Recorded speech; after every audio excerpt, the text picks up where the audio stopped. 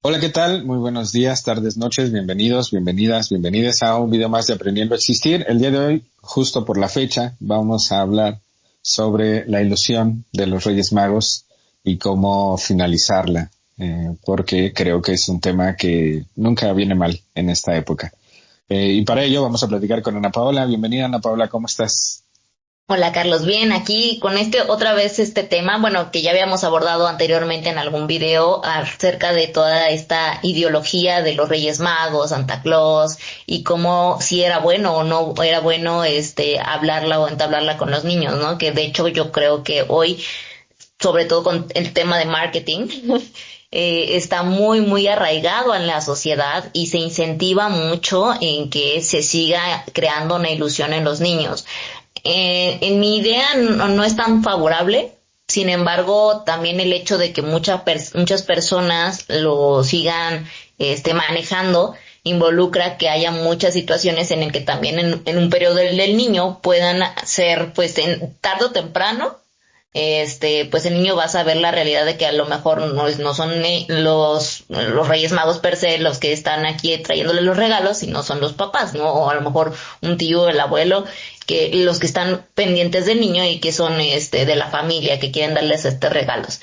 Sin embargo, pues hay que intentar entablar el cuándo termina o por qué termina y cuál sería la forma adecuada, entre comillas, si es que llegase a haber alguna, de decirles que no es o no, o que quieren, no sé, que a lo mejor los niños se den cuenta solos, o por qué sería ideología, este fundamento detrás de la sociedad o los padres de entablar forzosamente esta idea imaginativa en el niño, mágica. No sé, a mí me hace un poco de ruido, tal vez por ciertas experiencias conmigo o con mi personalidad. Desde niña no sé, me pareció extraño, o esta magia al final de cuentas se convertía en algo que no era, entonces, o algo negativo después de todo. Entonces, a lo mejor por eso como que me hace mucho ruido que siga habiendo este tipo de temas, pero ¿hasta qué punto podríamos abordarlo? Y cómo manejarlo lo menos negativo posible o lo más fácil para los niños digerir, que les quiebren una ilusión, ¿no? Claro. Bueno, es un tema muy interesante porque, como la mayoría de los temas que platicamos aquí, están basados en el sistema en el cual vivimos o están fomentados por el sistema en el cual vivimos. Es pertinente recordar que prácticamente a nivel mundial, pues vivimos en un sistema capitalista consumista que evidentemente va a propiciar toda serie de fechas relevantes para precisamente incentivar el consumo. Esa es la base a partir de la cual surgen todos los rituales que tenemos. Aquí en México, por ejemplo, pues cada año puede aparecer un nuevo día relevante, ¿no? Creo que de los últimos que me llamaron la atención fue el Día del Taco, que no sé exactamente qué día es. Sin embargo, bueno, pues es parte de las estrategias de marketing para incrementar el consumo de algún producto o servicio en particular. Y evidentemente hay una connotación religiosa en el tema de los Reyes Magos. Sin embargo, en realidad, pues es más una cuestión consumista del sistema. Entonces, ¿por qué lo seguimos haciendo? Porque el sistema lo promueve. ¿Por qué el sistema lo promueve?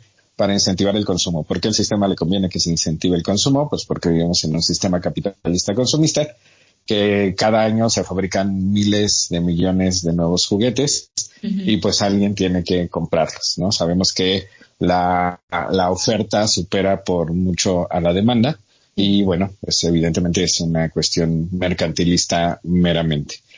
¿Por qué los padres los siguen fomentando o los tíos los seguimos fomentando o los abuelos los seguimos fomentando? Pues porque uno, es una costumbre, es una tradición que evidentemente si a nosotros nos tocó vivir esa ilusión, pues queremos que nuestros hijos también la vivan. Sin embargo, en realidad, pues lo vivimos porque lo hacemos porque hemos sido entrenados para ello. No tiene mayor ciencia ni mayor objetivo psicológico, que evidentemente los seres humanos siempre primero tomamos decisiones a partir de lo emocional y luego encontramos argumentos racionales para justificar lo que hacemos. Entonces, la justificación de esta conducta irracional es que esto fomenta que los niños tengan una ilusión, en términos generales. evidentemente hay situaciones contraproducentes del manejo de los Reyes Magos, porque en ocasiones se convierte como en una medida de chantaje o medida coercitiva para que el niño se porte bien, para que al final le lleguen ciertos regalos. Y en muchas ocasiones, evidentemente, pues no es factible que el niño reciba exactamente lo que pidió. Entonces ahí nos enfrentamos también a una posible secuela psicológica posterior del niño pidiendo ABC y recibiendo X, Y y Z, independientemente de cómo se ha portado, ¿no? Porque habitualmente no importa cómo te portes en realidad, algo probablemente te llegará, ¿no? Entonces creo genuinamente que psicológicamente hablando tiene más contras que pros. Sin embargo, bueno, pues en este mundo siempre se encuentran argumentos que terminen justificando algunas conductas que, ya analizadas de fondo, pues carecen de cierto sentido. Sin embargo, antes de ahondar en el tema, a mí me parece que estaría interesante, si tú estás de acuerdo, que platicáramos un poquito de cómo fue nuestra propia experiencia, porque casi siempre decimos, bueno, es que igual y está muy mal, y sin embargo, si a nosotros nos tocó y a lo mejor no salimos tan mal, pues igual y no está tan mal. No lo sé, ¿no? Porque también depende de cómo lo descubrimos, cómo lo resignificamos, si nos tocó esa costumbre o no. He conocido a gente poca, sin embargo sí le he conocido que nunca tuvo esta tradición en la familia y que desde el principio se topaban justamente con un mundo que sí tenía esta perspectiva y ellos no. Y entonces, ¿cómo lidiar siendo niños con la idea que el otro transmite, que tú consideras que no es real, o que te han dicho tus padres que no es real, y qué haces? ¿Le cuentas? ¿No le cuentas? Ahí entra un dilema muy interesante y filosófico que ahorita lo platicaremos. Entonces, bueno, cuéntame, Ana Paula, ¿cómo te fue en este tema? Yo creo que por eso soy Grinch, porque no siento que a mí en general, o sea, creo que, bueno, a comparación de otros niños que seguramente nunca tuvieron juguetes o que a lo mejor les iba muy mal porque de plano ni siquiera los trataban bien, pues yo creo que a lo mejor ahí sí digo, no es que me haya ido tan mal, ¿no? Pero en mi perspectiva era como que yo pedía algo específicamente y me traían otra cosa o me traían el genérico de lo que yo había pedido, no sé. Entonces, por ejemplo, yo pedía el juguete de marca que salía en la televisión y me sacaban con el juguete patito de la marca que yo ni reconocía y que a lo mejor tenía hasta otro muñequito de lo que yo había pedido, ¿no? Pero era como en genérico o la misma intención, por decirlo así, ¿no? Y como si yo estaba pidiendo, no sé, cierta Barbie, me sacaban con otra Barbie, a lo mejor más barata. Entonces, era como que, güey, o sea, y además, por ejemplo, yo veía una situación muy rara, por ejemplo, con que yo tengo una hermana mayor. Entonces, a mi hermana mayor, ella siempre se portaba mal y siempre era mi bullying, al final del día era mi bullying. Y yo intentaba portarme bien, o sea, todo el mundo me alababa, inclusive como que más ahí en mi familia me contemplaban a mí como la niña buena y a mi hermana como la niña mala.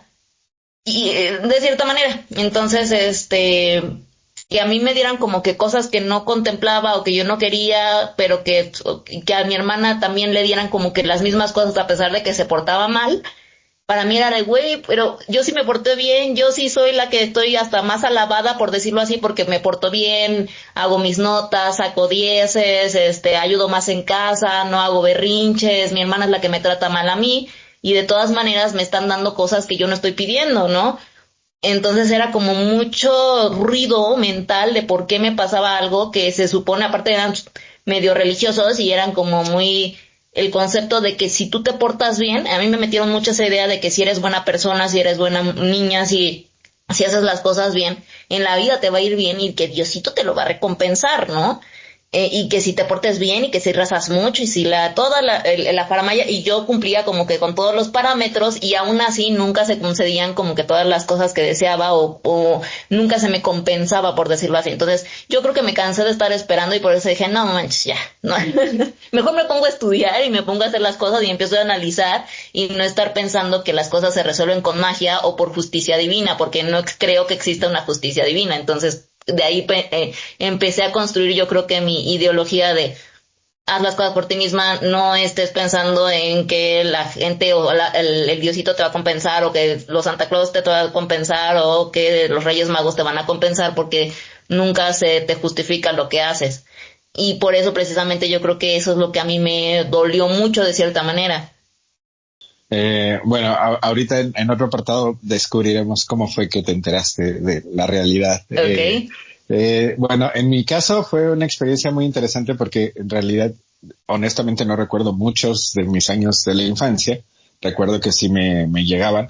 Lo que más recuerdo era ya haberlo descubierto y que aún así me seguían llegando porque me llegaron hasta los 12 años. Ujú, Era como de, bueno, era como una mentira colectiva familiar, ¿no? En ujú. donde yo fingía que no sabía y ellos fingían que no sabían que yo sabía. Y entonces me Ok. seguía, me Ujú, seguían trayendo regalitos.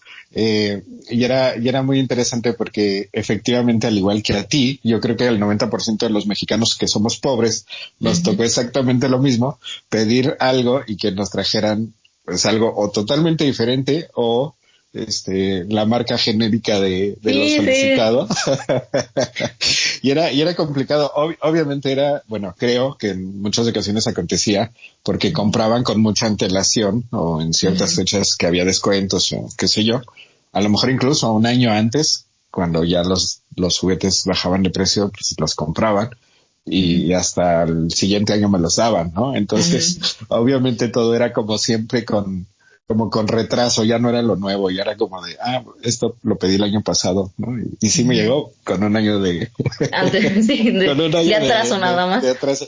Incluso recuerdo, bueno, en mi familia siempre ha sido muy normal escribir cartitas Ujú, y leer. Entonces, recuerdo que de repente sí me escribían, perdónanos que tardamos tanto en traértelo, porque lo pediste el año pasado, sin embargo, el elefante se perdió o el camello se perdió. ujú. Y entonces era muy interesante, pues un La poco cómo se justificación. creaba, ¿no? Cómo se Ajá. creaba todo este imaginario, aunque evidentemente pues era lindo el tener juguetes nuevos y disfrutar. Entonces, afortunadamente en mi caso, creo que no me impactó tanto negativamente el que me tocaran los genéricos o el que me tocaran cosas diferentes. Como que desde el principio aprendí, a lo mejor lo hice 1 o 2 años y después ya no. Aprendí a no pedir nada en particular, o sea, solo como Ujú, de, pues me encantaría un carrito, me encantaría una autopista, me encantaría, ya no pedía como nada específico. Y en muchas ocasiones lo que a mí me acontecía era que en el mero día, o bueno, más bien la noche previa, íbamos al mercado más cercano o al tianguis más cercano y veíamos ciertos juguetes. Y yo creo que si veían que me embelezaba con alguno, ya que regresábamos a casa, volvían a salir, lo compraban y me lo daban. Entonces, a veces era como que eso yo creo que compensaba un poco lo otro, ¿no? ujú, Porque era como de, justo el que me encantó hoy, ujú, ese sí me lo trajeron, ¿no? Que evidentemente era algo chiquito, algo más accesible económicamente, creo yo. Porque ujú, bueno, creo que también cada vez suben más los precios de los juguetes y cada vez es más complicado comprar uno solo, ¿no? ujú. Ya no digamos varios. Y bueno, afortunadamente en mi familia, como era numerosa, pues había muchos juguetes. Entonces, siempre eran más de tres, ¿no? Porque hay familias que solo son tres, hay familias que solo es uno. En mi caso, pues era como de, no sé, 5, 7, ¿no? Chiquitos, Sí. pero bueno, ya el número, sonaba bien. Entonces, Ujú, bueno, creo al escucharte me quedo pensando en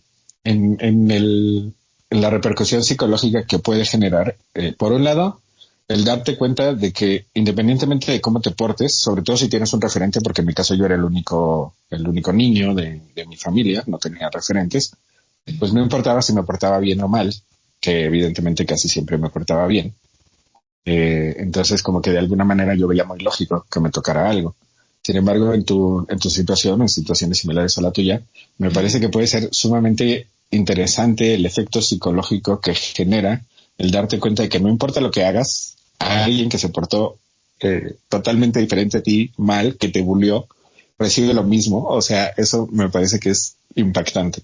Y Sí. también otra cosa que mencionaste, digo, y ahorita nos dirás cuál pudo haber sido la Ujú, repercusión psicológica de esto en tu vida de adolescente y de adulta.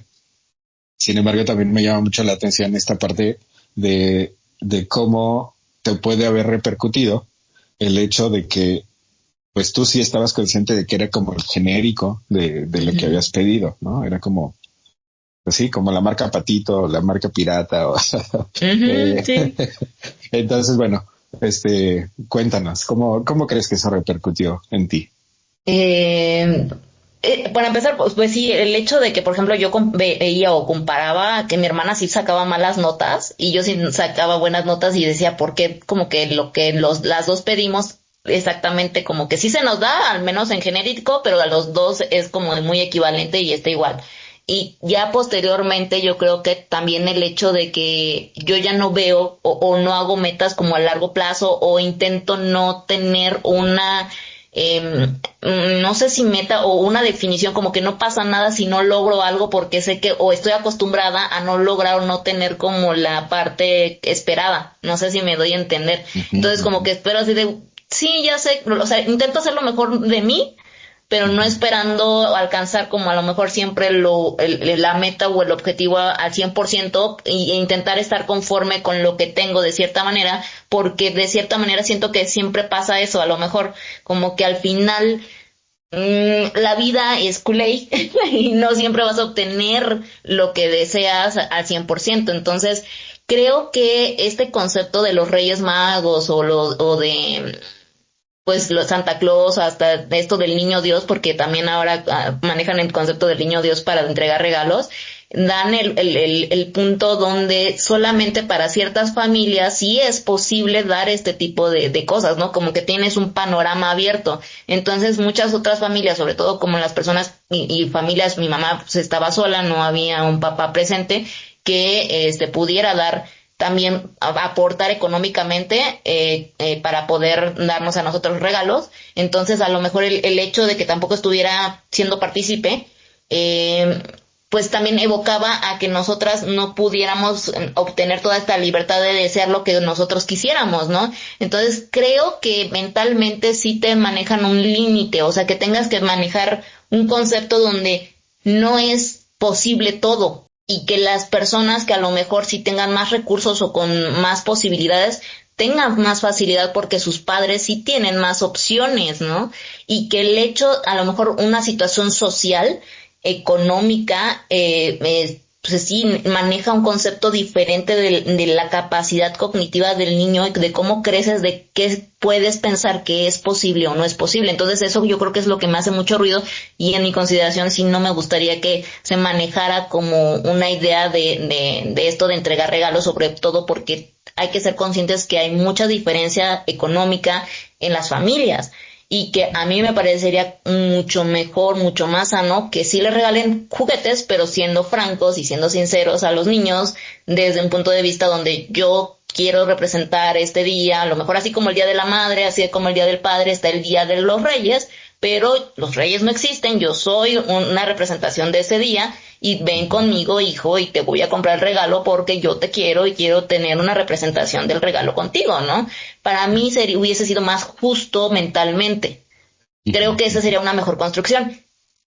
También algo que mencionabas con respecto a esto de cómo soluciona o más bien cómo me dijeron que los Reyes Magos no existían, pues es que aquí también por parte de mi hermana, creo que yo me imagino que a mi hermana le habían dicho ya que no existían los Reyes Magos y ella vino y me lo dijo a mí, pero ya como por enojo. Entonces ahí fue toda una situación pues por siguiendo el bullying y que al final del día también como yo ya tenía una, ¿cómo se dice? Como una barrera emocional con ella, entonces ya intenté como decir, no me pasa nada, ya lo sabía, aunque no lo sabía. Entonces al final del día fue como que, sí, no me importa, pero una barrera emocional, yo creo que tendría como unos 7 años aproximadamente, y aún así me continuaron dando regalos y todo, pero sí fue como que muy complejo todo este esquema de los Reyes Magos y cosas así. Entonces por mí no, nunca me gustó ese tema. Claro, es que, como bien lo mencionas, creo que justo tocas un punto medular. No necesariamente es el tema en sí, sino la logística, el cómo se maneja, el cómo se implementa, cuáles son como las reglas, qué se vale, qué no se vale. Y cuando eso no está como muy claro y como que no se siguen las mismas reglas, pues al final termina siendo un acto de cierta injusticia, sí, ¿no? De cierta decepción, de cierta invitación a, podríamos decir, como a un cierto conformismo, ¿no? De decir, pues ya sé que no me va a tocar lo que genuinamente merezco, quiero o necesito.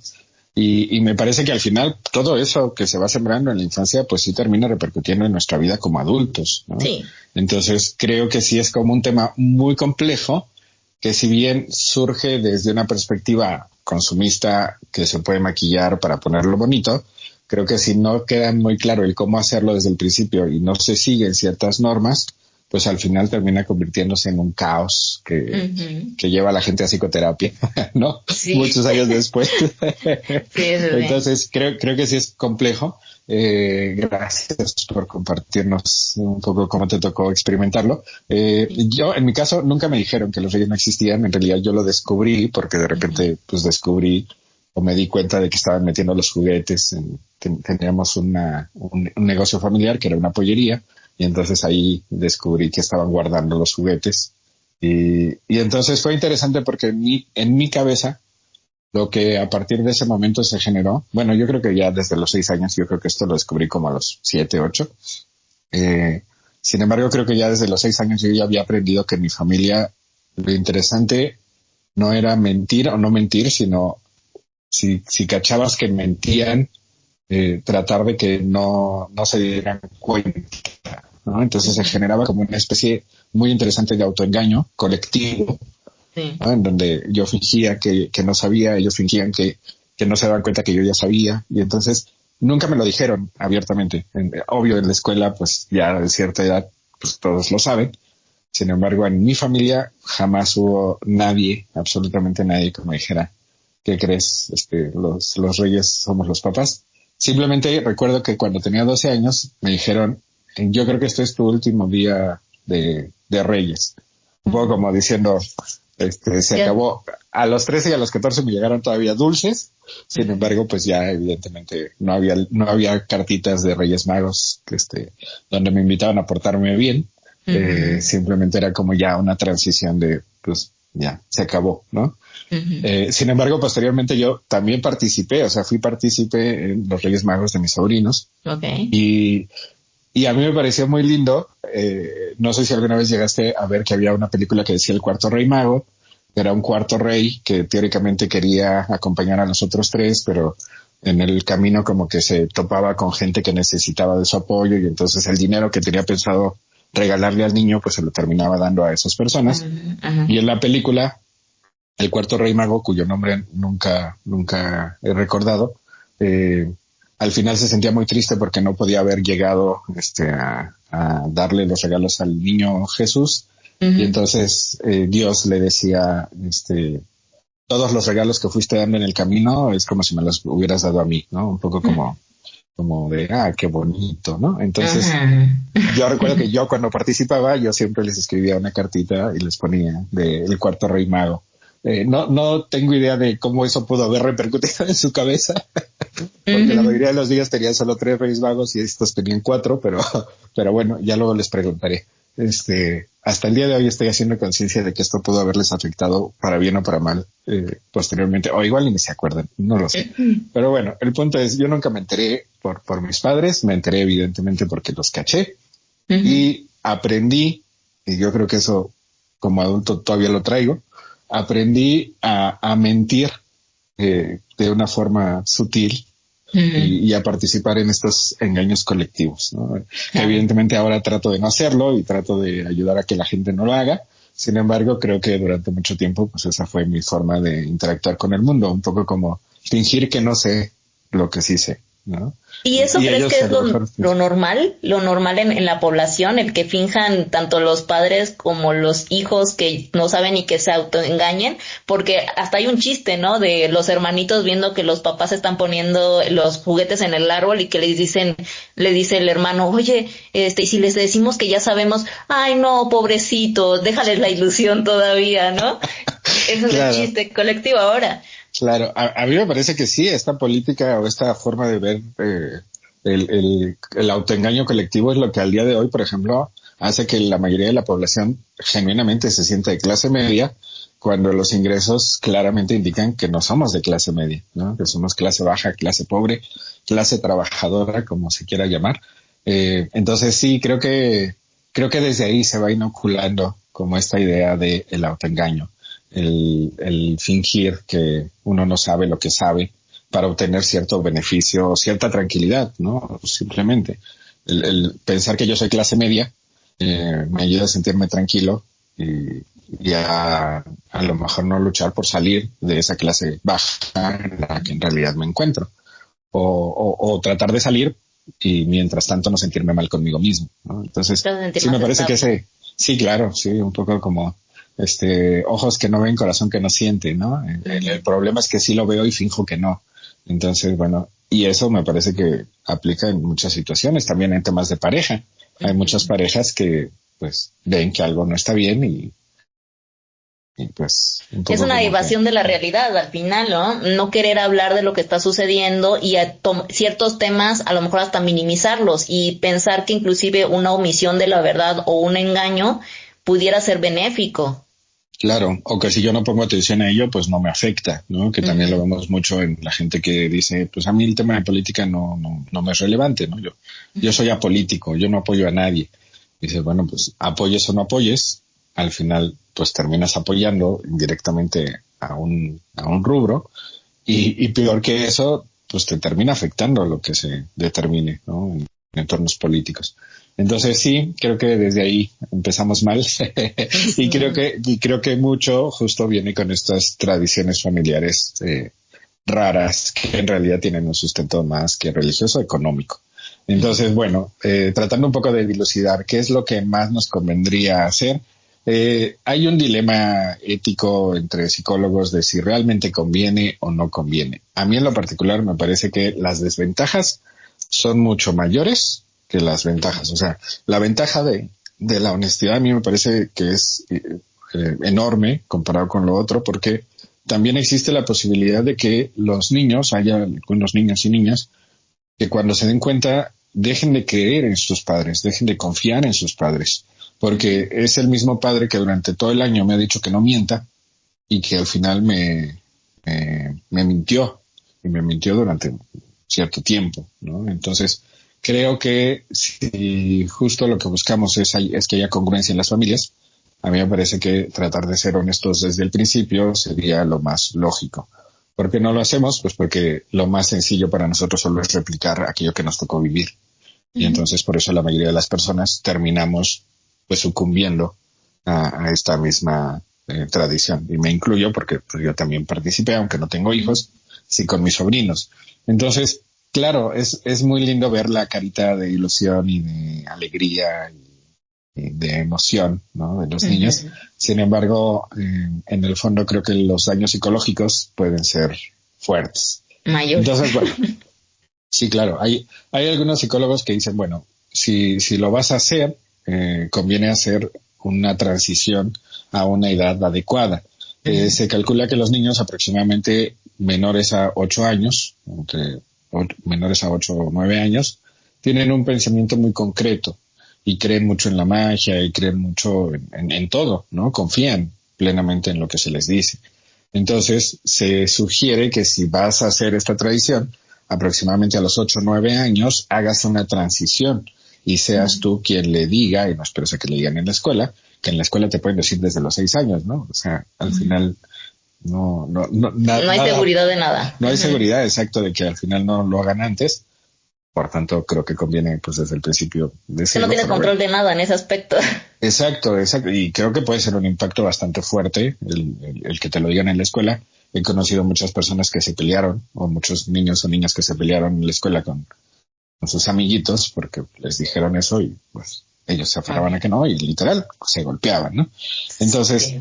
Bueno, la sugerencia es, si quieres jugar a esto, pues la sugerencia sería a los 8 o 9 años hacer una transición en la cual externalices al niño que, bueno, hay ciertas ideas que al principio creemos que son verdaderas y que después las vamos modificando y nos parece que son lindas porque generan una ilusión. Ese es un poco como el argumento que se sugiere dar. Y se sugiere dar a los 8 o 9 años, tratar de que no pase de esa edad. ¿Cuál es la problemática? Que muchos padres, sobre todo me refiero a hombres, para deslindarse un poco del gasto que esto también implica, en muchas ocasiones son los que les dicen a los niños, a veces incluso a los 6 años, ¿no? Para que de alguna manera, pues, el niño ya no esté pidiendo. Entonces, me parece que es, si lo vas a hacer, tratar de hacerlo lo mejor posible. Y si definitivamente consideras que esto no tiene mucho sentido, pues tratar de irte desde el principio por una honestidad, justo como tú lo mencionabas. A lo mejor como decir, bueno, se dice esto, en realidad nosotros te vamos a dar estos regalos y vamos a que los elijas o dime más o menos qué te gustaría y podemos buscar algo parecido. Sin embargo, ya hay una certeza, ¿no? De quién los trae, cómo los trae, por qué los trae. Y sobre todo, creo que esto desactiva el chantaje emocional de te tienes que portar bien para que te vaya bien. Porque al final, creo que esa es otra de las ideas que más nos ha pegado, yo creo que como adultos. Esta idea de que la vida tiene que ser justa, porque en algún momento me lo dijeron, ¿no? Cuando en realidad tú lo dijiste claramente, pues la vida no es justa, no tiene por qué serlo, simplemente pues es como es, ¿no? Y a veces uno necesita asumir esa realidad. Entonces, bueno, ya tratando un poco de aterrizarlo, la sugerencia honesta sería irse más por la verdad, por la honestidad, decir las cosas claramente.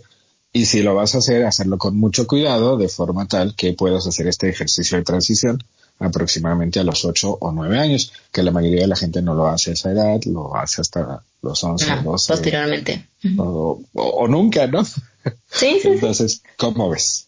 Ok, y con respecto, por ejemplo, a nosotros o personas que no han tenido hijos, no sé, o piensan igual a mí al menos, que consideramos que no sería sano de estar diciendo este tipo de ideas a los niños, ¿cómo podemos manejarlo con otras personas? Bueno, yo al menos, sobre todo, pues a mi familia o mi hermana o mis primos que sí manejan este tipo de dinámicas, yo no me siento pertinente o responsable de estarle diciendo ese tipo de cosas. Yo nada más me quedo callada.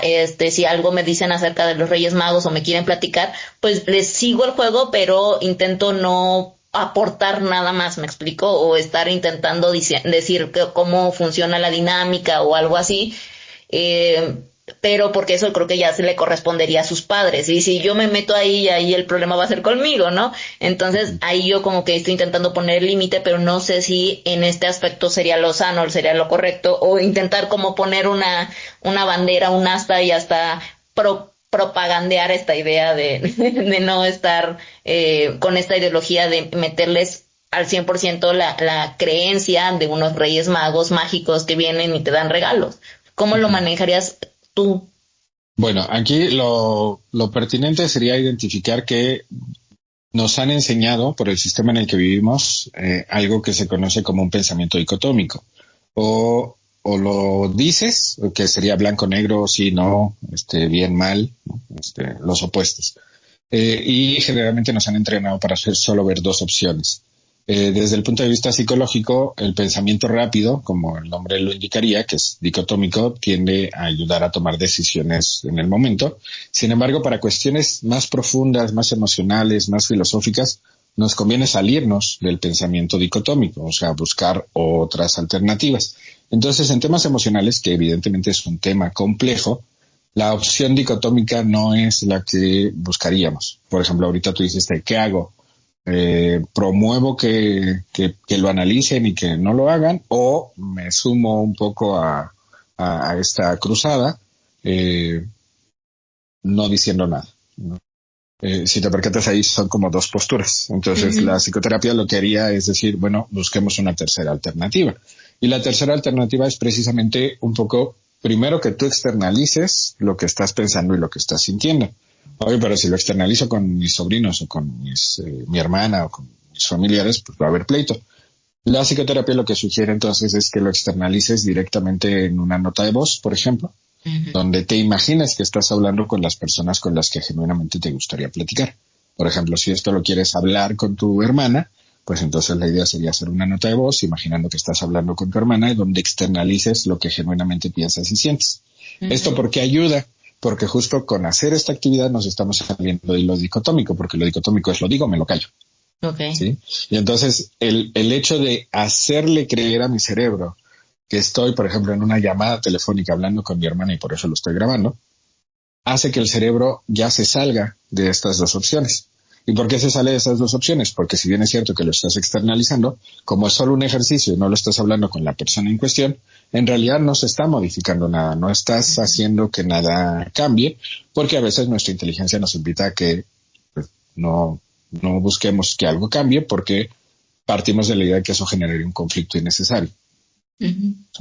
Entonces, esa sería la primera recomendación. Yo en tu lugar, o yo, si me planteara esto, lo primero que haría es mi nota de voz, donde externalizo. Y lo segundo que haría es, si considero que las personas en cuestión con las que quiero conversar son capaces de verdaderamente prestarme atención y son capaces de cuestionar sus propias ideas y modificarlas, entonces sí buscaría hablar con ellas. No desde una perspectiva crítica, sino más bien como desde primero indagar, ¿no? ¿Por qué les gusta esta tradición? ¿Qué es lo que les gusta? ¿Cuáles creen que sean los aportes que esto puede tener? Esa parte de la ilusión, porque bueno, la ilusión es lo primero que siempre se dice. Y posteriormente, luego de escuchar a la otra persona, psicológicamente, cuando yo escucho a alguien, esa persona se muestra más receptiva a escucharme a mí. Claro. Entonces, como yo ya la escuché, pues es mucho más factible que entonces yo pueda luego aportar mi punto de vista. Uh-huh. Evidentemente eso no garantiza que cambie absolutamente nada. Uh-huh. En realidad la expectativa aquí sería simplemente imaginar que estamos como sembrando una semillita, una duda genuina, filosófica, psicológica, existencial, uh-huh, sobre la pertinencia de mantener este ritual, y también que a lo mejor estamos sembrando una duda sobre los efectos psicológicos que esto puede generar a futuro si no se maneja bien. ¿No? Uh-huh. O sea, yo creo que si se maneja bien, que sería tratar de mantener esta ilusión hasta los 8 o 9 años y luego hacer una transición, me parece que puede ser incluso positivo, ¿no? Hasta cierto momento, siempre y cuando no se utilice el clásico argumento de que tienes que portar bien para que te toque, ¿no? Sino más bien como algo de los reyes van a venir sí o sí, y no necesitas hacer nada en particular. Uh-huh. Porque además, seamos honestos, pues el que se porta bien, pues se va a portar generalmente bien, el que se porta mal se va a portar generalmente mal, y estas amenazas externas o estos recompensas externas difícilmente modifican genuinamente su comportamiento. A lo más lo modificarán una semana previa al evento, ¿no? Pero sí, un día. Un día. Exacto, sí, pero carece de sentido, ¿no? Porque en realidad no buscamos eso. Entonces sí me parece que yo, honestamente, lo que habitualmente sugiero es no implementarlo. Obviamente ahora ya como psicólogo, psicoterapeuta, pues entiendo que incluso cuando yo participé, pues no fue quizá la mejor idea. Sin embargo, al final estamos tan, de alguna manera, cooptados por el sistema que incluso hay padres que se sienten mal de no hacerlo, independientemente de cómo se siente el niño. O sea, ya a veces ni siquiera hay como una intención real de que el niño se sienta bien, sino simplemente de cumplir con el checklist que solamente me toca como padre, como madre, ¿no? Entonces, sí me parece que al final es importante identificar en realidad por qué lo estoy haciendo. Claro. Y en muchas ocasiones esas dudas solo me las voy a hacer, o esas preguntas solo me las voy a hacer cuando alguien externo, como en este caso tú, viene y me lo pregunta. Porque mucha gente nunca se lo ha preguntado, simplemente es, pues, porque es tradición. Porque así, claro, y de hecho es parte del checklist de lo que consideran ellos que es ser un buen padre, ¿no? Porque si yo no le doy un regalo o representación de un regalo, sobre todo en estos días, porque todos los niños tienen un regalo y mi hijo se va a sentir mal si no le doy un regalo, aunque sea algo que aunque no le guste, por lo menos, no sé, ¿no? Lo que sea, un chicle. Entonces, ese tipo de cosas que tanto se hace sentir mal al hijo como te hace sentir mal a ti como padre. Y creo hay una situación aquí muy importante que también me gustaría como agregar a la conversación, es que muchos de los padres creo que no están considerando que los hijos, más allá de un juguete, pueden tener una comunicación o una conexión más profunda con los padres al momento de tener una convivencia con ellos, y que esta convivencia, a lo mejor una salida que a lo mejor va a ser para la familia o con ellos, algún parque de diversiones, al parque, un picnic, o sea, que pudieran tener una convivencia sana o con una situación más una lógica planeación con respecto a un juguete o con una experiencia que ellos pudieran tener, el niño pudiera experimentar cosas con más, no sé, con más con más necesidad del niño, ¿no? A lo mejor el niño quería ir a un parque de diversiones y no necesariamente querían un juguete, porque a veces hasta obligan al niño a querer una cosa material que ni siquiera necesita o que en verdad quiere. O sea, a mí me pasó, ¿no? Pues es que casi en la lista me tengo que chutar todos los comerciales porque necesito comprar algo, porque es la idea de estar consumiendo. Entonces, para mí, y algo que en algún momento hice el comentario directamente en alguna red social, y me recordó que me pusieron muchos comentarios negativos con respecto a este tema de no decirles a los niños el decir que existían los Reyes Magos o el Santa Claus. Me decían que es que no, ¿cómo es posible que les ibas a quitar la ilusión o toda la magia que se vivía en esta etapa? Y digo, no manches, es que el ser humano ha creado tantas cosas tan mágicas, tan ilusorias, que no necesariamente tienes que vivir en un engaño per se. Tú sabes que no existe como tal, pero te dan esta sensación de magia, esta sensación de emoción y de creatividad y hasta convivencia, como ¿qué son? El teatro, la música, la danza, el cine, un buen libro, la lectura, la cocina. Son experiencias humanas que creó el ser humano, el arte, para poder expresar esta magia de vivir y poder expresar tus emociones, tus sentimientos y convivir con otros seres humanos para desarrollar un mensaje. Entonces, hay tanta magia alrededor con este tipo de eventos culturales, con este tipo de artes donde expresas tus emociones, tus sentimientos y que en verdad se vuelven mágicos y que sientes una emoción de convivencia con otras personas que no descubres hasta que lo vives, y que creo que hay mucha población que no está que está tan renuente a convivir con estas áreas y que no han descubierto para mí la verdadera magia que hay detrás de un libro, que hay detrás del cine, que hay detrás de una verdadera película, no nada más estar viendo cosas tontas del nuevo Santa Claus regresó de la Navidad y todo este hollywoodense, que hay cosas que en verdad te conmueven, que hay cosas que existen y que el cine y la música te llena, te hace chinita la piel, y que en verdad eso para mí es la magia que puede existir detrás del ser humano, porque la magia creada por una mentira y una ilusión así, no sé, para mí no es lo mismo. Entonces, creo que es un punto importante para que sepan que sí puede existir la magia en tus sentidos y con la idea del arte que existe detrás de todas estas obras que el ser humano ya tiene per se, y que podríamos convivir con ellas y no estar viviendo detrás de una mentira. Digo, puede ser una ilusión, porque le dicen el cine es una ilusión y te crea toda una fantasía, pero tú sabes que está encajada en una película y que solamente la vas a vivir en esa escena, ¿no? No sé si la quieras vivir toda la etapa, y que aparte, no sé, aquí estoy comparando a lo mejor una película con la ilusión de volvértelo real, y que digas que en unos 8 años de tu vida piensas que existe Santa Claus y los Reyes Magos. No sé si eso lo están comparando, por ejemplo, con lo del cine, pero siento que una película puede repercutir, o no sé, tal vez sí o no, dependiendo de qué tanto la interiorices, a una ideología real, que te creas que es real y que sí existe en tu niñez. No sé si me doy a entender. Eso es, a lo mejor podríamos asentarlo después filosóficamente, porque seguramente muchas personas, sobre todo productores de cine, hablan del tema, ¿no? Sí, mientras lo mencionabas, justo me acordé del dilema ético que mencionabas hace un instante, en donde se le conoce como el dilema de esclavo, el esclavo que está soñando, okay. Que consiste en narrar la historia de que en una ocasión Sócrates estaba caminando y se topa con un esclavo y se da cuenta de que está dormido, profundamente dormido, y que el esclavo está soñando que es libre porque está hablando mientras sueña. Y entonces Sócrates se acerca y se da cuenta de que está soñando con la libertad, y él se plantea y él plantea a las personas con las que interactúa este dilema.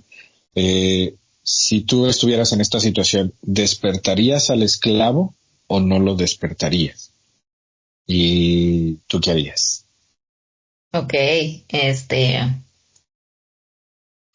interesante. Digo, al final le diría, entiendo que va a vivir una etapa muy corta, pero si su vida está peor de lo que a lo mejor está viviendo en su libertad, y si toda su vida va a vivir en ese aspecto, a lo mejor no lo despierto, porque está mucho peor, ¿no? Y no es que significa que vaya a mejorar o que vaya a funcionar de una mejor manera, pero aquí a lo mejor lo comparo, ¿no? A lo mejor lo comparo con lo llevo al esquema de los niños, y que a lo mejor su vida durante esta magia y que es mejor.